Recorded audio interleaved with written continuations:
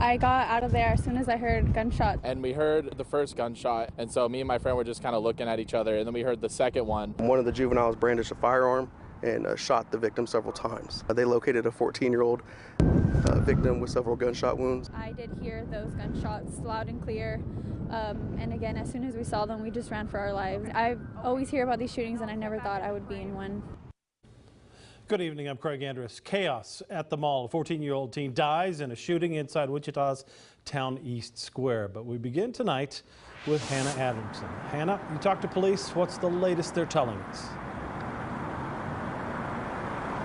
Well, Craig, it's a tragic situation here at the Towne East Mall. As you mentioned, a 14-year-old boy shot and killed in broad daylight. Wichita police say their work will continue well into the night.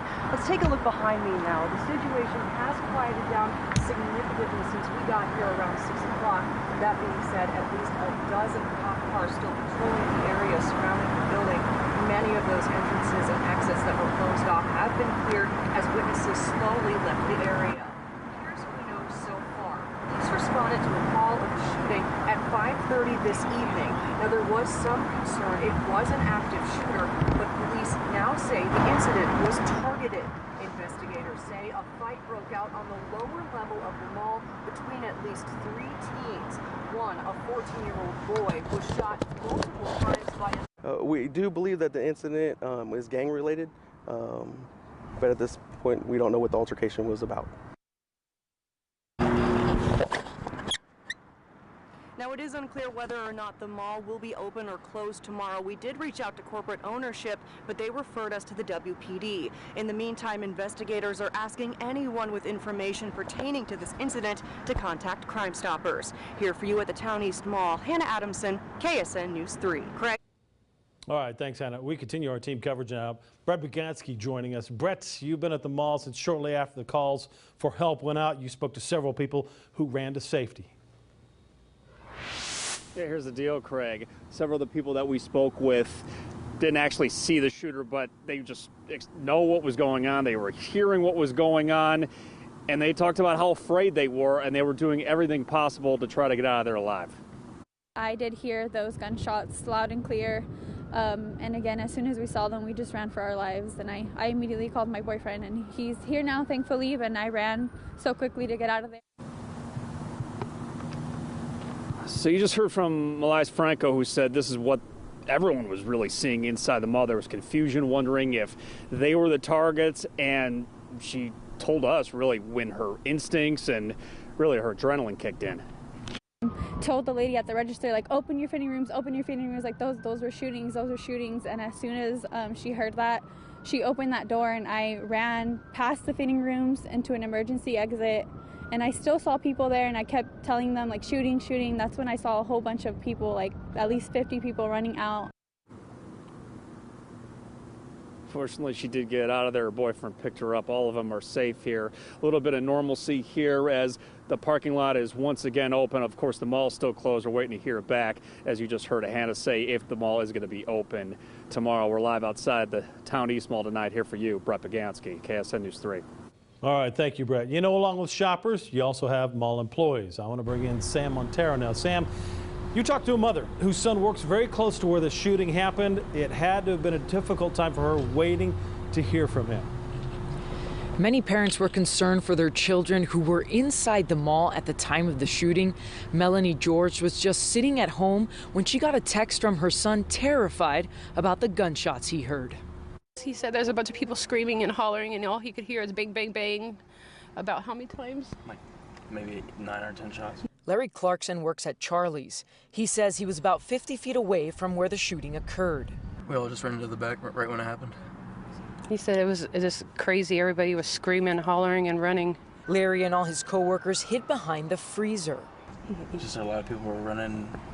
It got quiet afterwards when we were hiding, and we just waited in the back until it was secure. Her son's text was the scariest news Melanie had ever gotten. I always was afraid of school shootings and getting a text, and that was my worst nightmare, and then I get this. And as soon as Larry alerted her, she didn't wait patiently. She took action. I called 911 and told them where they were located at, and I didn't know if anybody could hear them in there or know to go there. So he said they called security to let them know. to be it when it was okay to come out. Larry says he and his coworkers took shelter for about 30 to 40 minutes before security said it was safe. Melanie says she's glad her son is okay, but is also worried that he's so shaken up. Here for you in Wichita, Sam Montero, KSN News 3. Sam, thank you. You know, this week, spring break for tens of thousands of Wichita area high school and college students, some of them choosing to spend their free time at the mall. Jessica Watson joins us live from Towne East. Jess, you spoke to some who say their day of play quickly turned into terror. Craig, the group we spoke to was playing at Round 1 Entertainment right here when they heard shots ring off, but they didn't immediately realize what was happening. We heard the first gunshot, and at first I thought someone dropped something because, you know, sometimes when you drop something, it kind of makes that loud sound.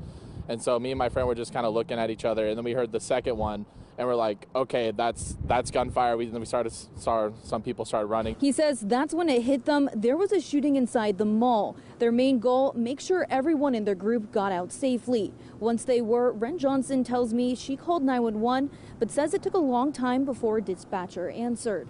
Tried to call 911 and I was on hold for like 10 minutes before I got through to 911 because when I don't know, they just got so many calls, and then when I finally got through, he just told me, unless you have information, I need to hang up. We did reach out to Sedgwick County and 911 to find out how many calls came into the dispatch center. We're still waiting on the exact numbers. Now, everyone I spoke to say they did not see the shooter. They immediately ran for safety once they realized what was happening. Here for you, Jessica Watson, KSN News 3. Jessica, thank you. Tonight, Wichita Mayor Brandon Whipple has been getting regular updates from police and those investigators on the shooting. I just talked with him a short while ago. He tells me this is a tragic, dangerous, very public shooting.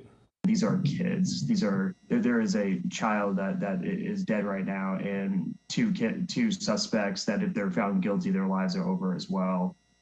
Just absolutely tragic right now. Whipple says WPD has been working hard at reducing youth violence. He's asking for public help tonight to talk to kids about solving disputes without guns. So here's what we know right now. 14-year-old boy is dead after he was shot around 5:30 this evening inside Towne East Square Mall. Police say this is not random, saying there was a fight inside the mall before the shooting. Going on to say they believe it is gang-related. 2 teen boys now arrested, 16 and 17-year-olds taken into custody not far from the mall. Again, officers say there's currently no danger to the public.